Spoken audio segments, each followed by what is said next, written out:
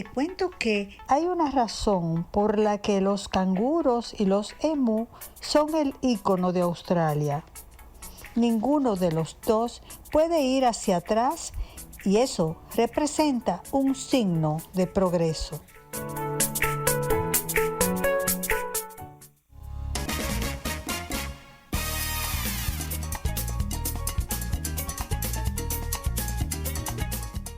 Bueno, hoy estamos muy felices y contentos, agradecidos de la vida. Pues tenemos a la licenciada Niurkis Lozano Cabrera, tiene su máster en Ciencias de la Educación, Educación Especial, es profesora auxiliar, es de la Universidad de Tunas de Cuba, pero ella está en Turquía, así que vamos a agradecerle que está sacrificando su sueño para estar con nosotros, nuestros amigos de Hora de Té y abordando un tema que es de su competencia, que es el tema de esos niños que tienen trastornos del lenguaje, que a veces nos da un buen dolor de cabeza en este tiempo, especialmente después de la pandemia. No sé si es la pandemia o es antes, pero yo sé que hay niños que a veces arrancan a hablar a los 3 años y no cometen errores. Por lo menos tuve una experiencia muy cercana a eso. Y bueno, pero ya vamos a darle la bienvenida a Niurkis y que ella nos cuente un poquito de este tema, cómo intervenir y qué hacer. ¿Cómo estás? Muy bien, muchas gracias, Ana Mirta. Muchas gracias por la invitación. Siempre un placer estar con ustedes. Ay, gracias. La verdad es que nos hace falta aquí en Dominicana. Ojalá. Hay algunas colegas que te quieren mucho, como María Dolores Luna, quien me refirió a tu Sí, persona, y de verdad que le agradezco que nos haya puesto en contacto. Bienvenida, y este tema de cómo intervenir, ¿cuál es la mejor manera de intervenir a esos niños que tienen esas situaciones? ¿Y qué es lo que está pasando? Si es que se puede decir, generalizar. Yo sé que cada caso es particular, pero veo que es casi una... exactamente. Este es un tema súper amplio, ¿no? Es que pueden ser muchísimas las razones por las que los niños se demoren en adquirir el lenguaje o cuando comienzan a hacerlo empiezan a presentar dificultades. Y creo que lo principal es, primero, no desesperar y entender que todos los niños son diferentes. Porque es verdad que utilizamos ciertos logros del desarrollo en cada una de las etapas para más o menos ir llevando como una norma, para ir evaluando los niños, pero a veces las comparaciones no son del todo saludables, ¿no? Y entonces si empezamos a ver que mi niño ya tiene un año y que el otro niño ya dice palabras y que el mío todavía, ya por ahí empezamos a veces a poner sobreestrés en los propios niños, ¿no? Y esto es algo muy perjudicial. Hay muchísimas causas que pueden estar influenciando en que el niño no adquiera el lenguaje, pero hay niños que no significa que tengan un problema de base, que no quiere decir que tengan un problema orgánico. Porque yo sé que los padres, incluso los maestros, cuando ven que el niño se está demorando, enseguida empiezan a decir que si el niño tiene algún déficit intelectual, que si el niño tiene autismo, que si el niño tiene... No necesariamente, no necesariamente. Hay veces que simplemente el niño va a su propio ritmo.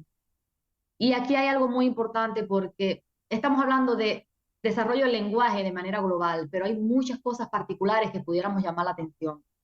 Yo en mi canal de YouTube hablé sobre un tema muy importante y es cómo los propios padres pueden provocar la tartamudez en los niños.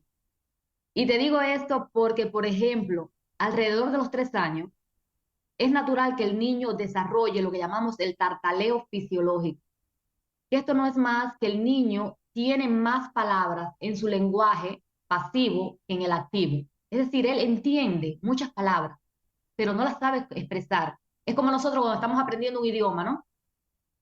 Que a veces entendemos mucho, pero no podemos decir casi nada. ¿Y qué pasa? Cuando el niño quiere decirnos tantas cosas y no encuentra todavía las palabras porque su lenguaje no está desarrollado, empieza a decir, eh. Y ahí viene el padre con la presión y la sobreexigencia. y le dicen, desencasquilla, habla bien, no tartamudee. Y quiero decirle que muchas veces este tartaleo fisiológico que desaparece por sí solo, que no hay que hacer nada, que simplemente lo que hay es que ignorar al niño y dejar que él, cuando encuentre la palabra, se comunique, pues cuando empezamos a insistirle, el niño hace conciencia de que tiene un problema o él cree que tiene un problema y empieza a estresarse y a querer hablar bien, sobre todo niños muy inteligentes que hacen conciencia de su problema y dicen, yo quiero hablar mejor, mi mamá quiere que hable mejor. Y esto puede provocar incluso, mira qué seriedad, una tartamudez que quedaría para toda la vida. Wow. Entonces, espérate, vamos por partes. Estamos diciendo que hay veces que el estrés que tiene el adulto y la ansiedad y la angustia enferma al niño. Bueno, a veces enferma no solamente al niño, a todo el que está alrededor, pero eh, afecta al niño y es quien termina creando la situación. Exacto. El padre tiene que entender que alrededor de los 3 años, algunos niños antes, otros después, se puede presentar de manera natural lo que llamamos tartaleo fisiológico. Y es algo, como lo dice el nombre, fisiológico. Eso va a desaparecer por sí solo. Y lo único que hay que hacer es dejarlo. Si lo cogemos y lo empezamos a insistir, podemos convertirlo en una verdadera tartamudez, que es uno de los trastornos del lenguaje más difíciles, diría yo, de eliminar. Una Wow. sobreexigencia educativa. Una Pero hay sobre... otras cosas, ¿no? Por ejemplo, podemos estar ante una insuficiencia del desarrollo del lenguaje, que es el niño aquel que casi no habla nada, ya cuando debería hablar algo, cuando debería decir palabras, no las dice, cuando debería decir oraciones, no las dice. Y aquí creo que la forma más adecuada es mucha conversación con el niño. Conversar con el niño. Acordémonos que el niño desarrolla su lenguaje en la interacción social y en la actividad. Entonces, jugando con el niño sin presionarlo, hablando mucho, a veces los padres dedicamos o no dedicamos el tiempo preciso a interactuar y los sentamos delante de un televisor, y eso está pasando mucho con los niños. Y los niños repiten las palabras del televisor y los padres a veces dicen, mira qué inteligente, ya mi niño está empezando a hablar, porque lo sentamos y empieza a repetir lo que dice el televisor. Recuerden que esto no es un lenguaje consciente. El niño tiene, para desarrollar el lenguaje, que aprender las palabras en el contexto, saber qué quieren decir las palabras, si no serían como cotorras, ¿no? Que repiten, pero no saben lo que están diciendo. Entonces el televisor no es la manera correcta de que el niño desarrolle su lenguaje. Y creo que esto puede ser algo, y lo relacionamos con la pandemia, y ahí me viene la idea. Puede ser que quizás durante la pandemia hemos sobreexpuesto a los niños a la televisión creyendo que esto ayuda a la interacción y que el niño aprende. El niño pequeño de 1 o 2 años, créanme que no es la mejor manera de que aprenda mirando una pantalla. La comunicación con el padre, con el otro niño, con el compañero y sobre todo en el juego, en el intercambio de objetos, insistir en la palabra cuando le doy el objeto, cuando le doy la leche, cuando le doy la comida, en contexto. Siempre repetir, te voy a dar la leche, te voy a dar el agua, ¿quieres agua? Cuando voy a darle la comida, cuando lo voy a bañar, vamos a bañarte, vamos a ponerte la ropa, vamos a quitarte la ropa. En la actividad es importante. El lenguaje se desarrolla en la interacción social y en la actividad. Entonces hay que aprovechar cada espacio. No es el padre a la carrera, me está cogiendo tarde para dejarte en el círculo y te pongo la ropa y ni te miro. No, cuando te voy a poner los zapatos, vamos a coordonarte el zapato, vamos a ponerte la media que tengo aquí, mira la media, cómo se pone. En esa interacción social es que el niño va a desarrollar el lenguaje. Y de esto se trata. Sea cual sea, esto va a ayudar. Claro, hay técnicas muy específicas de acuerdo al problema o a lo que está presentando el niño, pero de forma general, esto funciona para estimular el lenguaje, sobre todo en los primeros años de vida. Y yo vi un caso muy de un allegado que el niño no se entendía nada de lo que decía, hasta que alguien llegó que me dice, mira, llegó una rusa que estaba casado con alguien y cuando el niño decía lo que decía, la rusa se quedó sorprendida y dijo, wow, pero él dice palabras en ruso, o sea, está hablando, o sea, dijo que, ¿y ese niño por qué habla ruso?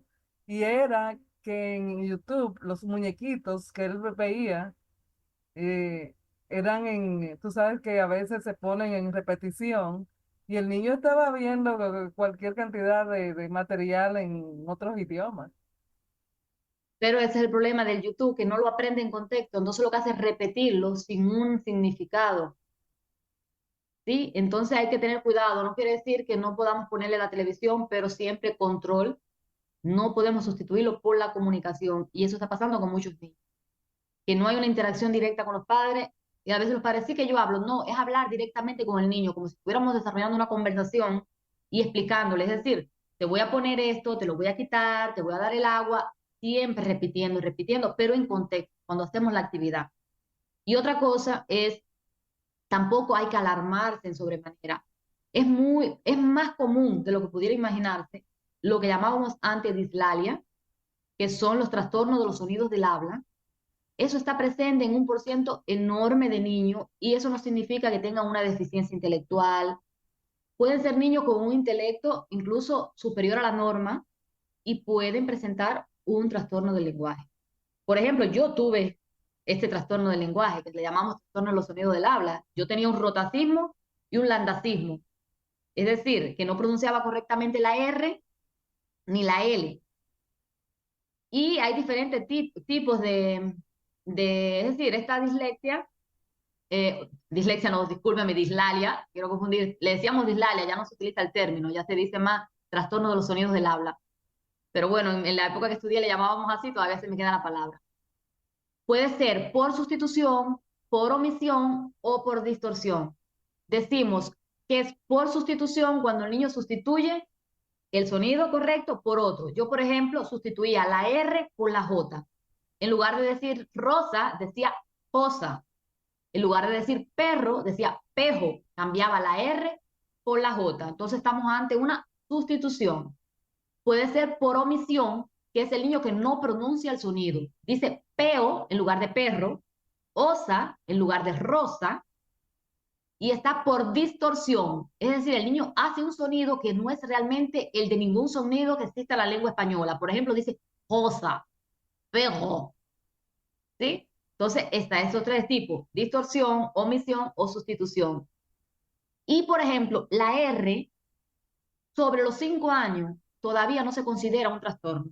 ¿Por qué? Por el lugar de articulación de la R, por ser un sonido complejo, hay niños que demoran muchísimo tiempo en adquirir estos sonidos. Y puede ser que mi niño tenga 4 años, ya vaya al salón de infantil y no quiere decir que tenga un trastorno, simplemente se está demorando en la instauración del sonido R, cosa que puede ser totalmente normal. Ya después de los 5 años, ya sí lo comenzamos a valorar como uno de estos trastornos de los sonidos del habla y le empezamos a dar tratamiento, que no es complejo, son uno de las dificultades del lenguaje más comunes y más fáciles de erradicar. También hay que analizar otra cosa. Hay unos que son de tipo funcional, como en mi caso.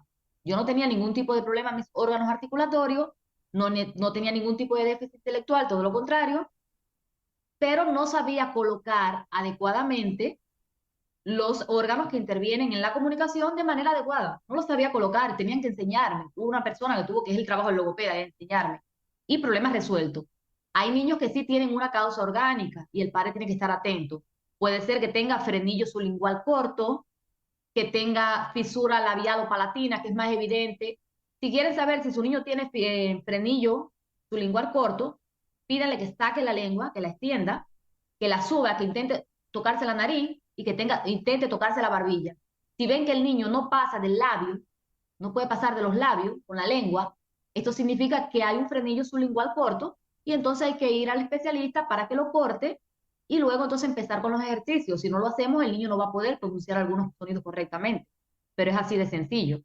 Se hacen, se corta el frenillo. Otros tienen también un poco de rigidez en lo que es los labios, la lengua, y entonces hay ejercicios como por ejemplo poner la boca en forma de tubo, sacar la lengua, entrarla, soplar, para ayudar a darle movilidad, porque a veces lo que falta de esto, de movilidad en los órganos articulatorios. Pero como te digo, hay muchas causas, hay que explorar cada uno de los niños, pero lo de hablar con ellos funciona para todo. Bueno, es verdad. Y hay niños, bueno, yo tuve el caso de mi hija que a los casi tenía 3 años y ella no decía absolutamente nada. Estaban ahí como, y me decían, yo no le puse mucha atención. O sea, yo como que entendía que ella tenía su propio ritmo. y de hecho ella empezó a hablar, un día empezó a hablar como si, sin equivocarse, o sea, con palabras completas, como tú y como yo decía, y de dónde salió? O sea, yo esperaba que ella iba a empezar a hablar equivocándose como hacen todos los niños usualmente. Ya arrancó a hablar como, digo yo, y se prendió, se prendió sola. Fue un radio. Sí, porque hay niños que tienen desarrollado el lenguaje, eso es otra cosa que tienen que comprender los padres. Existe un lenguaje activo y un lenguaje pasivo. El lenguaje pasivo son aquellas palabras que el niño conoce, pero que no las pronuncia. Y el lenguaje activo es aquel que sí las logra pronunciar. Entonces hay niños que tienen muchísimas palabras incorporadas en su lenguaje pasivo, y aunque no las diga, y por eso es que una vez que ya comienza a hablar, pues ya entonces lo que hace es como que tomar de todas esas palabras que están en su lenguaje pasivo y pues ya las pone fuera. Wow. Y es importante ir trabajando con los dos. Hay algunos juegos que se utilizan, o sea, Sí, para mira, leer cuentos es importante, leerle al niño. Eso desarrolla, además que desarrolla la imaginación, el pensamiento, la memoria y desarrolla el lenguaje. Las rimas, hacer rimas, jueguitos, ¿sabes? Tipo canciones que riman una palabra con la otra. Aprender canciones. Es decir, ahí el niño está aprendiendo durante el juego. Cantar, aprender canciones y cantarlas con el niño. Eso es importantísimo, porque te va enseñando a pronunciar correctamente y además va aprendiendo de manera didáctica, va aprendiendo más palabras, va incorporando palabras. Además, lo hace sentir más confiado. Que eso es importante. Mire, el padre, que nunca le hagan saber al niño que están trabajando en el desarrollo del lenguaje. Que no le digan al niño, no es conveniente decirle al niño, vamos a hacer este ejercicio porque no sabes hablar. Vamos a hacer este ejercicio porque tienes que aprender a hablar. No, es vamos a hacer este juego, ¿sí? Vamos a aprender esta canción, vamos a leer un cuento, vamos a hacer un trabalengua, pero no decirle al niño, vamos a hacer un ejercicio para mejorar tu lenguaje. Nunca hagan consciente al niño de que realmente tienen un trastorno en el lenguaje. No es conveniente y además no los ayuda. Lo que hace es ponerle presión, ¿sí? Eso es algo que siempre les recomiendo a los padres. Jugando, la actividad lúdica es importantísima.